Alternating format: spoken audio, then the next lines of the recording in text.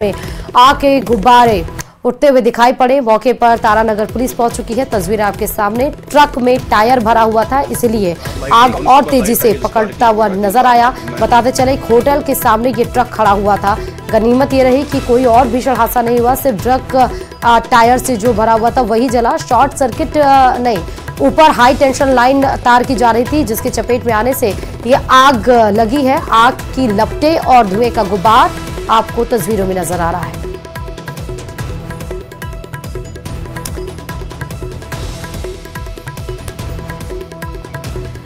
अलवर से बड़ी खबर है। हाईवे से अभी तक केमिकल से भरा हुआ टैंकर नहीं हटाया गया है। कल दिल्ली मुंबई एक्सप्रेसवे पर टैंकर पलट गया था। जयपुर में हादसा होने के बाद भी कोई सबक यहां पर नहीं लिया गया है। 18 घंटे बीत चुके हैं और अभी भी टैंकर वहीं पर खड़ा हुआ है जहां पर यह हादसा घटित हुआ था। क्या प्रशासन किसी और बड़े हादसे का इंतजार कर रहा है? ये बड़ा सवाल इस घटना से। तो जयपुर के भांकरोटा अग्निकांड में भी कुछ इसी तरह घटना घटित हुई थी, जब केमिकल से भरा टैंकर यू टर्न लेते टाइम एक ट्रक से टकराता है और उसके बाद इतनी भीषण वहां पर अग्निकांड होती है, जिसमें अभी भी 23 मरीजों का इलाज एसएमएस अस्पताल में जारी है। उसके बाद एक दिल्ली मुंबई एक्सप्रेसवे पर एक टैंकर से भरा केमिकल से भरा टैंकर यहां पर सड़क दुर्घटना का शिकार होता है। 18 घंटे बीत जाने के बाद भी अभी तक उसको नहीं हटाया गया है। प्रतापगढ़ से इस बीच बड़ी खबर आपको बता रहे हैं, जहां गैस सिलेंडर लीक होने से हादसा हो गया है। चाय बनाते समय एक महिला उस हादसे का शिकार हो गई, उसमें झुलस गई। समय रहते आग पर काबू पा लिया गया है। जिला चिकित्सालय में महिला को भर्ती कराया गया है। 2 दिन पहले ही इस महिला ने गैस बदला था, लेकिन बताया जा रहा है कि गैस सिलेंडर लीक होने के कारण आग लगी।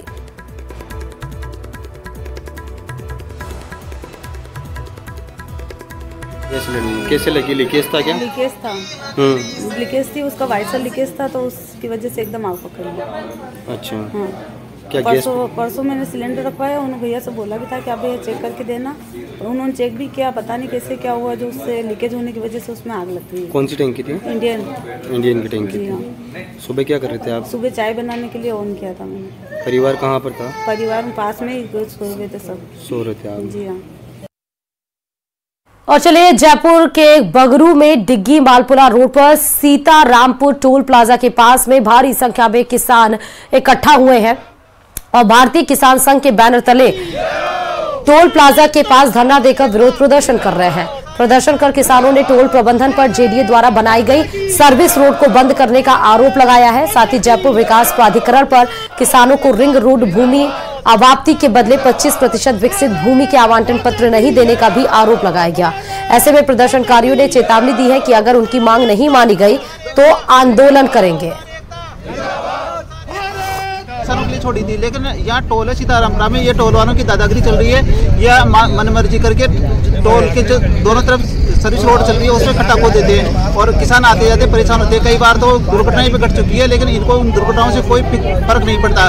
बस मरे तो किसान मरे, इनको केवल टोल चाहिए।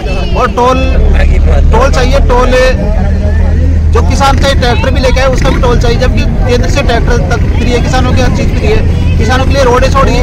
अब यहाँ से डिग्गी रोड से अगर 2 किलोमीटर भी कोई किसान आता है।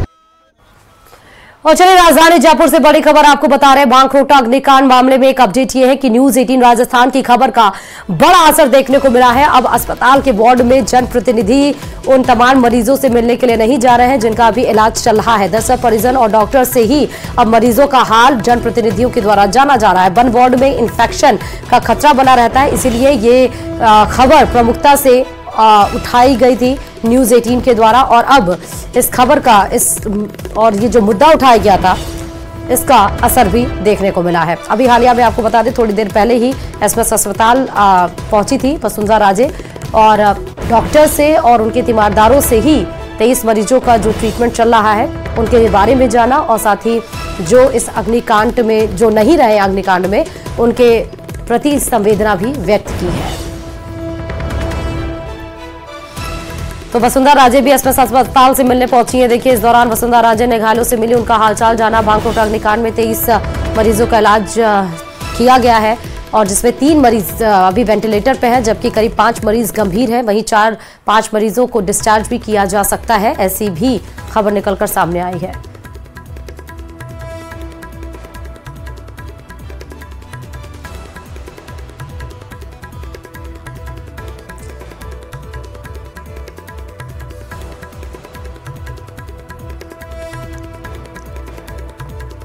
जो हादसा हुआ है, सबसे पहले जो हॉस्पिटल में हैं उनके इलाज के बारे में हम लोगों ने पता करने की कोशिश की है, और जो उनके परिजन थे साथ में उनसे भी बात करके पता करने की कोशिश की कि सेटिस्फैक्शन लेवल है कि नहीं है, और अगर हम लोग उसके लिए कुछ और कर सकते हैं। जो हम लोगों के बीच में नहीं रहे, सबसे पहले तो मैं संवेदना व्यक्त करना चाहूँगी उनके परिवार और उनके परिजनों को, क्योंकि बहुत ही हॉरिबल हादसा हुआ है।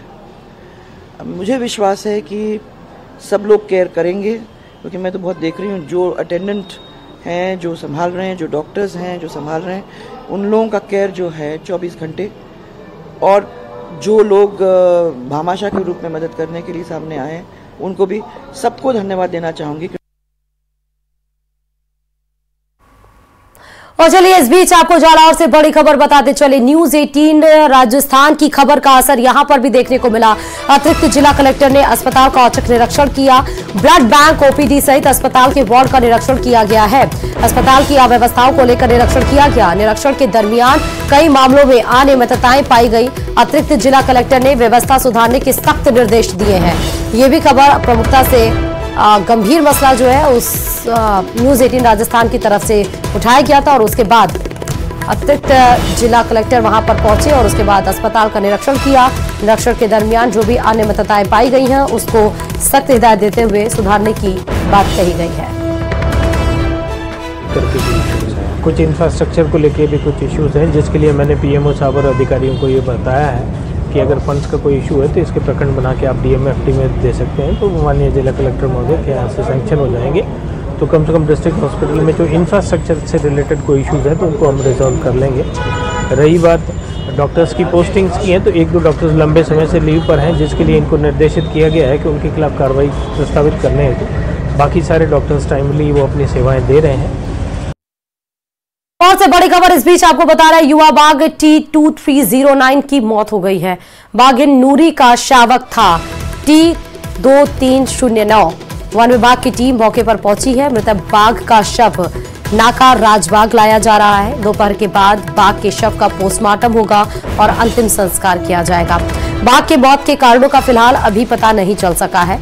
यही वो बाघ है, युवा बाघ T2309, जिसकी मौत हो गई है। रणथंभौर से बड़ी खबर है। वन विभाग वहां पर पहुंच चुकी है एक्चुअली वन विभाग की टीम, और पोस्टमार्टम करने के लिए दोपहर के बाद शव का पोस्टमार्टम किया जाएगा, ऐसी भी खबर है। उसके बाद अंतिम संस्कार किया जाएगा। पोस्टमार्टम के जरिए पता चल पाएगा कि मौत का कारण इस युवा बाघ T2309 का क्या है।